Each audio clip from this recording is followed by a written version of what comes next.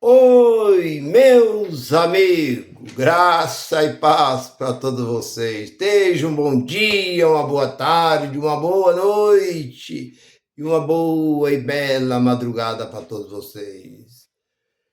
Eu sou muito grato, primeiramente, a Deus e vocês que estão me assistindo, estão me acompanhando, estão me ouvindo.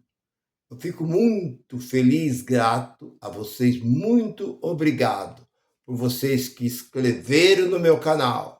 Mesmo aqueles que não inscreveram no meu canal, mas que estão curtindo, me ouvindo, me assistindo.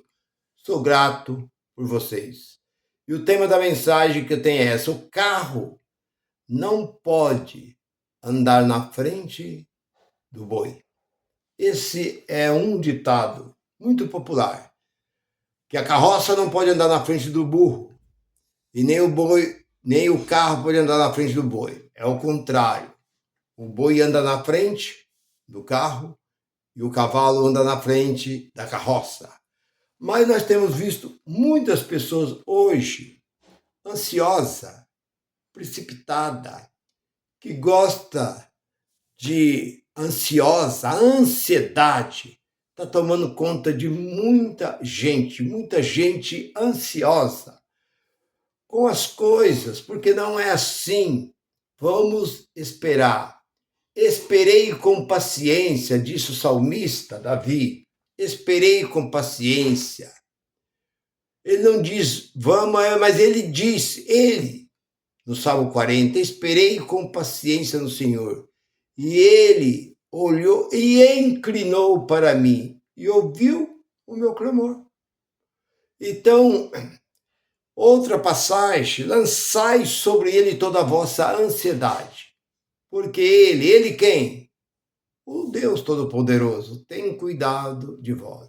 Então vamos esperar, mas nós estamos vendo muita gente vive numa ansiedade, num desespero, porque tem que ser agora.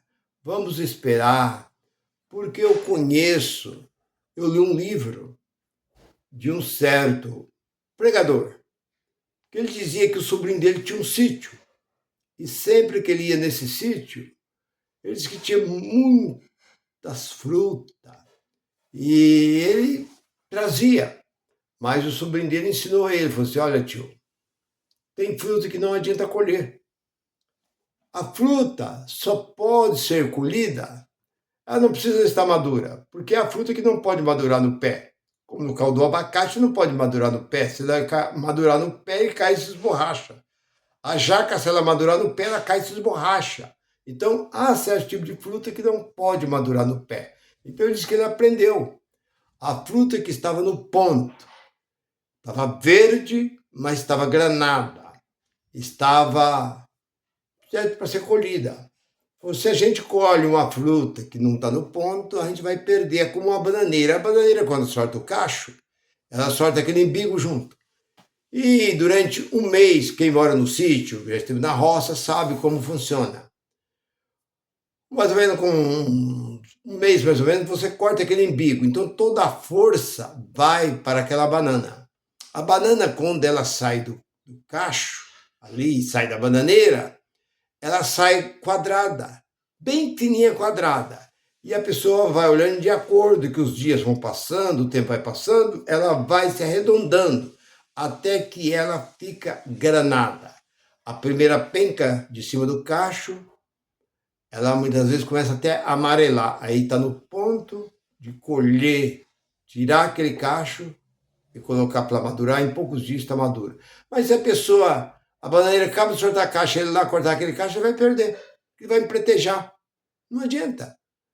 Uma fruta, se ela não está no ponto como uma laranja, ela saiu, está pequenininha, você vai lá, nem caldo não tem, você vai perder. O limão também, então assim por diante. Então nós temos que saber esperar. Por isso que não se deve adiantar. Espera o tempo certo, que tudo tem o tempo certo. Nós podemos ver aquela passagem de Jacó. Jacó passou na frente do seu irmão. A benção era dele. Deus ia dar a benção para ele. Não precisava dele ter feito o que ele fez, enganar o seu próprio pai, mentir. Enquanto o seu pai chama o seu irmão Esaú, vai na floresta, traga uma caça e a prepare para mim um guisado, que seria uma carne assada, alguma coisa assim. Enquanto Esaú pegou o arco, as flechas e saiu, porque naquele tempo estava em extinção, estava muito difícil, porque havia muitos caçadores naquela época, então ele teve que andar muito longe para encontrar a caça. E a mãe de Jacó o viu e falou para ele: meu filho, seu pai vai abençoar Esaú. Essa bênção tem que ser sua. Corre lá no rebanho, traga um cabrito, nós vamos matar e vamos fazer. Jacó disse: minha mãe, meu pai pode desconfiar e ele pode me amaldiçoar. Ela disse que a maldição caia sobre mim. Foi o que ela disse. E o que aconteceu? Jacó foi lá, trouxe o cabrito, mataram, prepararam, ele foi levou para o seu pai. Seu pai disse: como tão depressa achasse essa caça, meu filho? Vai Jacó e usa uma mentira. O Senhor Deus me ajudou e eu encontrei a caça rápido. Então o pai comeu aquele guisado e o abençoou Jacó. Mas Esaú não se lembrava, não deu importância. Uma troca que ele tinha feito com seu irmão Jacó, muito antes, por um prato de lentilha. Quando ele chegou da caça com fome, Jacó estava preparando ali, sei lá o que é isso, lentilha, o que era isso? Daí era um prato, um tipo de comida daquele tempo. E ele falou assim: eu te dou essa porção, mas só se você me dá o direito da primogenitura. Ele disse: o que me importa ser o primeiro? Porque isso fica para você. Mas eu acho que Esaú esqueceu do trato que ele fez com Jacó. Mas Jacó podia ter esperado o momento certo, porque Deus estava nesse negócio. Deus já sabia, Deus já tinha escolhido. Deus, nós olhamos para o capítulo 9, ali de Romanos, acho que ali pelo versículo, acho que o versículo 6, mais ou menos, nós olhamos que Deus repudiou Esaú e já abençoou Jacó dentro do ventre de Rebeca. Então você pode ver que de todo jeito a bênção era de Jacó, mas Jacó precipitou. Ele foi adiante, depois você viu o que aconteceu. Foi perseguido pelo seu irmão durante 20 anos. Ele precisou se tornou fugitivo por causa disso. Então nós vemos uma outra passagem ali dos apóstolos, quando morre Judas. Ali está ali no capítulo 1, no capítulo de Atos. Ali pelo versículo 15 nós encontramos uma passagem em que Judas se suicidou, mas não conforme o povo se diz. Até há um dizer que um certo pastor dizia assim: eu abro a Bíblia e o primeiro versículo que eu encontrar, eu sei que Deus está falando comigo. Eu abro e leio o primeiro versículo. Aí que ele abriu a Bíblia assim, estava escrito lá: Judas comprou uma corda e se enforcou. Ele diz: não, não, não. Deus não está falando comigo, não. Aí ele fechou a Bíblia. Abriu de novo a Bíblia. Vai e faça o mesmo que Judas fez. Não, não, não, não. Hoje Deus não quer falar comigo. Por quê? Então isso é um dizer. Mas vamos lá. Judas, como foi que Judas morreu? Judas se jogou num precipício, lá um buraco, aonde ele ficou tão arrependido e ele se jogou dentro de um buraco, lá um abismo, lá se arrebentou tudo e tal, morreu. Olha ali no capítulo 1 de Atos, ali pelo versículo 15 em diante, você vai encontrar. E aí o que fizeram os apóstolos? Os apóstolos tinham que esperar em Deus, porque Jesus disse: eu escolhi 12 apóstolos, mas na verdade, como nós vemos na oração sacerdotal, capítulo 17, versículo 12, que era Judas, que apenas estava ali só para cumprir a palavra de Deus. Mas o outro apóstolo, que Deus já tinha escolhido no ventre da mãe dele, era o Saulo de Tarso. Saulo era o escolhido. Está ali no capítulo 1 de Gálatas, versículo 15. Deus escolheu. Está lá em Isaías, capítulo 49, versículo 6. Isaías 42. Deus levantaria o apóstolo para o mundo gentil. Mas o que fizeram os apóstolos? Fizeram ali, pegaram dois, um tal de José e um tal de Matias. Jogaram óleo sobre ele? Não. Esse negócio de óleo, passando óleo, jogando óleo na cabeça, isso é uma aberração. Isso não existe. Como me jogaram óleo na minha cabeça, aquelas bobeiras aqui, até hoje, essas besteiras continuam dentro desses movimentos. Eles pegaram e lançaram o quê? Sorte. Enquanto esses movimentos religiosos, que sorte é coisa mundana, é coisa e tal, mas nós vemos que a sorte foi feita lá quando Jonas estava no navio, quando lançaram sorte para saber quem era o culpado de tudo aquilo que estava acontecendo com aquele navio. E a sorte caiu em Jonas. Jonas diz: eu sou culpado. Lança eu no mar, porque eu desobedeci a ordem. Eu sirvo o Deus que fez o céu e a terra e estou em desobediência. E a sorte caiu nele. Então é ele mesmo. Pegaram ele e jogaram no mar. Aí tudo acabou. O mar cessou. E vemos outra vez a sorte.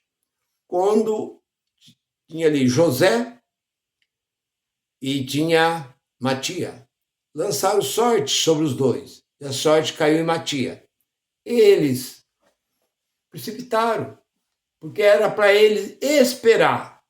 Porque o escolhido para substituir o lugar de Judas era Saulo de Tarso. Mas eles colocaram Matias. É você, Matias. Você foi o escolhido. Agora eu pergunto: o que Matias fez? Olha dentro deste livro. O que Matias fez durante o ministério apostolado? Nada.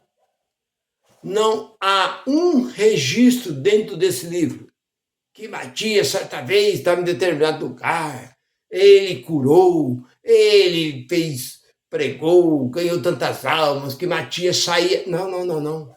Ali fala de Filipes, fala de vários, mas não fala de Matias. Por quê? Porque não foi o escolhido de Deus. Deus não o escolheu Matias. Matias foi apenas colocado pelos homens, como nos dias de hoje, esses movimentos chamados igreja. Simplesmente o chamado pastor lá, ele coloca quem? Os que são seus. Aqueles que dá mais, aquele que tem uma posição melhor, aquele que é mais chegado, aquele que é mais amigo. Esses são os que ele separa para o tal de ministério. Mas eles não esperam em Deus, porque na verdade não existe mais ministério, isso acabou. Os dons ministeriais acabou, não existe mais isso. Isso ficou lá no tempo dos apóstolos, porque o próprio apóstolo Paulo foi bem claro.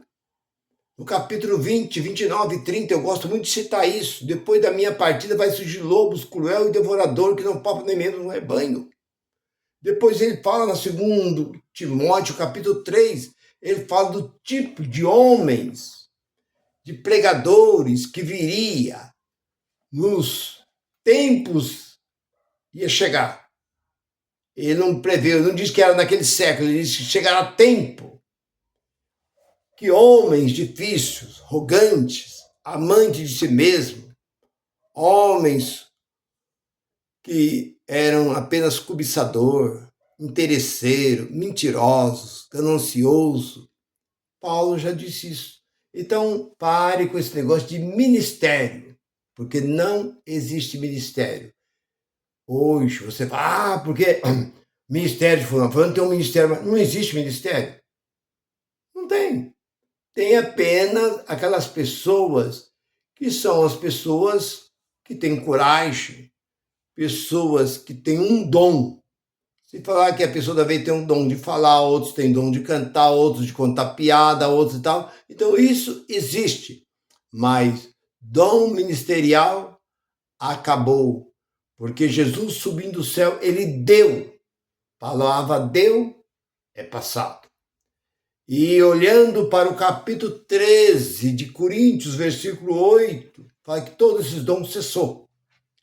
Todos esses dons acabou. Então não existe mais dom ministerial. Ou existe movimento dentro desse local que se chamam de igreja. Mas, meu irmão, eu creio que não há dúvida. Não se deve passar o carro adiante dos bois. Fique com esta palavra, curte, compartilhe e dê o seu like.